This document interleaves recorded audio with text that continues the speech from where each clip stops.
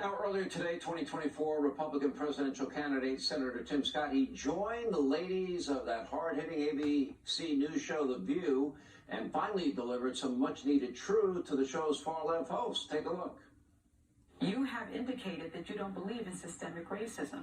What is your definition of systemic racism? Let me answer the question that you've answered. Or does it even exist in your mind? Let me answer the question this way. One of the things that I think about, and one of the reasons why I'm on the show, is because of the comments that were made, frankly, on this show, that the only way for a young African-American kid to be successful in this country is to be the exception and not the rule. That is a dangerous, offensive, disgusting message to send to our young people today, that the only way to succeed is by being the exception. I'm going to suggest the fact of the matter is that progress in America is palpable. It can be measured in generations.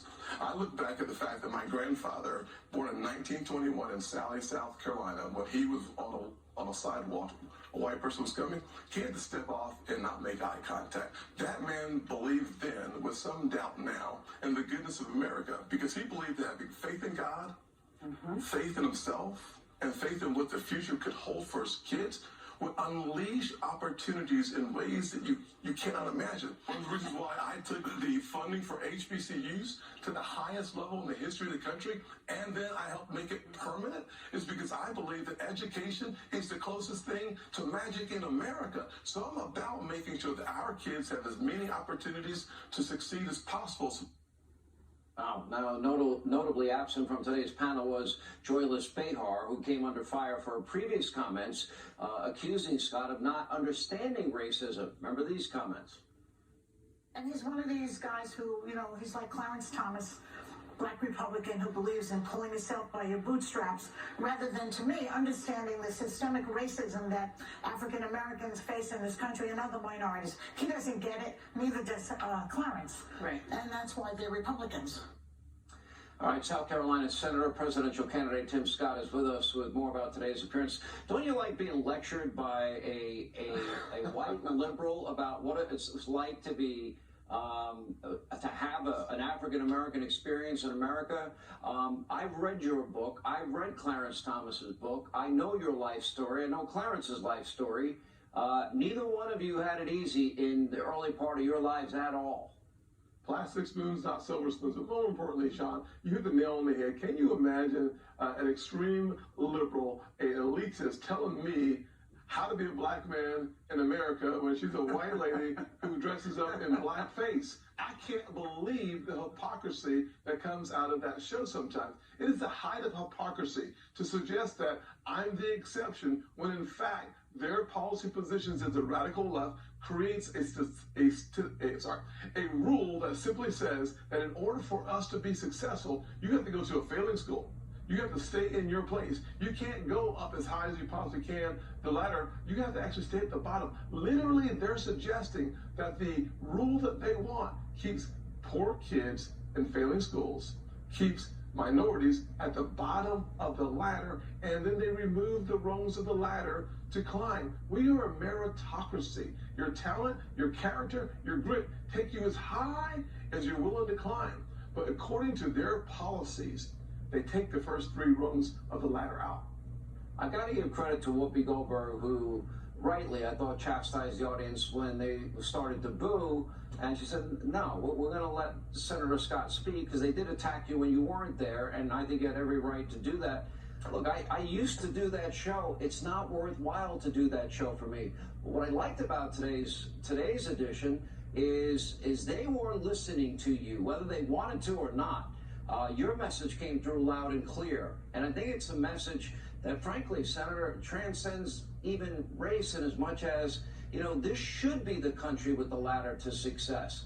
And we're not a nation of victims, and we're a nation of people that can do great things regardless of how difficult our circumstances were when we grew up or how hard our lives have been. Well, Sean, one of the things we face. Absolutely, Sean. One of the things that you and I have in common is a very blue-collar, everyday American background. You and I both had to figure out how to succeed in life, but the conditions of America make it possible for the working-class person to come to the heights of being in TV. You can look at me and say, a kid growing up in a single-parent household, mired in poverty, can he one day be a congressman or a senator or a business owner? The answer is yes, yes, yes. Why? Because America continues to evolve in the right direction. We continue to call upon our better angels. We are a more perfect union today than we were yesterday or last year or last decade. We have to believe in the future of this country and then lean into that future and make it what it should be. Spend more time in the windshield and less time in the rearview mirror. Yeah, let's talk a little bit about your run for president here. I knew because I had interviewed you and you said you were thinking about it. You've got a pretty formidable field that you're going up against. Talk about the decision leading up to you deciding to make this run and what will be different about your campaign in your view.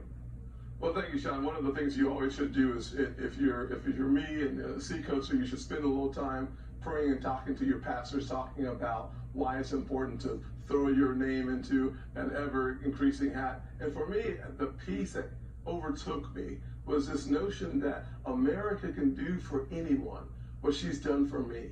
Can I have a chance to restore hope, create opportunities, and protect the America that made me possible?